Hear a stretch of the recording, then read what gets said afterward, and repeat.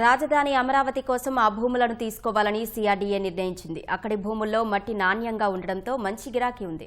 అందుకే ఆ మట్టిపై అక్రమార్కుల కన్ను పడింది. ఎలాగూ ప్రభుత్వానికే కదా భూములిచ్చేది, ఎలా పోతే ఏంటిలే అని రైతులు కూడా సహకరిస్తుండటంతో మాఫియా రెచ్చిపోతోంది. రేయింబవలనే తేడా లేకుండా భారీ ప్రొక్లైన్లు దించుతూ మట్టిని అడ్డగోలుగా తవ్వేస్తూ అక్రమంగా తరలించేస్తున్నారు. టన్నుల కొద్దీ మట్టిని కొల్లగొడుతూ దర్జాగా దోచేస్తున్నారు.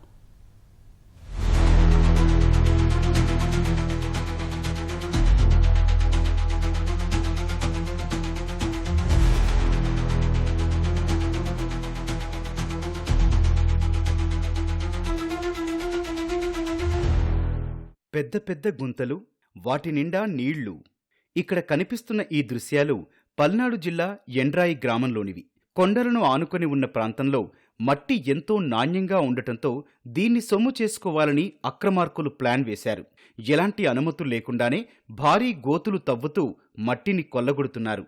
ఈ భూముల్ని రాజధాని 2వ విడత భూ సమీకరణ కింద తీసుకోవాలని సిఆర్డీఏ నిర్ణయించింది.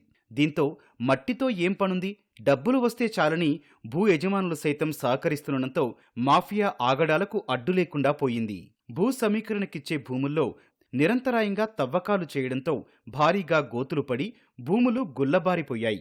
ఇక్కడి గ్రావెల్ను స్థిరాస్తి వెంచర్లు, ఖాళీ స్థలాలు చదును చేసుకునేందుకు వాడుతుంటారు. టిప్పర్ సామర్థ్యాన్ని బట్టి మట్టిని 5,000 నుంచి 7,500 రూపాయల వరకు కొనుగోలు చేస్తున్నందున ఇష్టారాజ్యంగా తవ్వేస్తూ రవాణా చేస్తున్నారు.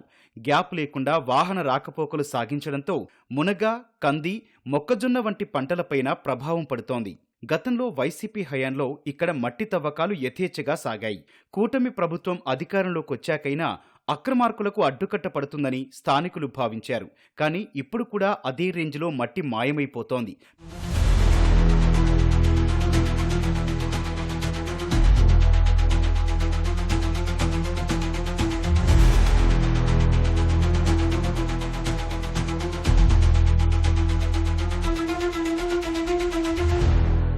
ఇక్కడ సాగుతున్న మట్టి దందా వ్యవహారం సిఆర్డీఏ దృష్టికి వెళ్లింది.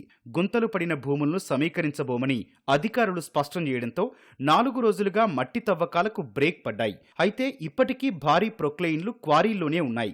తవ్వకాలు మళ్లీ మొదలయ్యే అవకాశం ఉన్నందున మాఫియాను నిలువరించాలని స్థానికులు డిమాండ్ చేస్తున్నారు. ఈ ప్రాంతంలో మట్టి తవ్వకాలకు ఎవరికీ అనుమతులు లేవని, నిబంధనలు ఉల్లంఘిస్తే కఠిన చర్యలు తప్పవని రెవెన్యూ అధికారులు హెచ్చరిస్తున్నారు.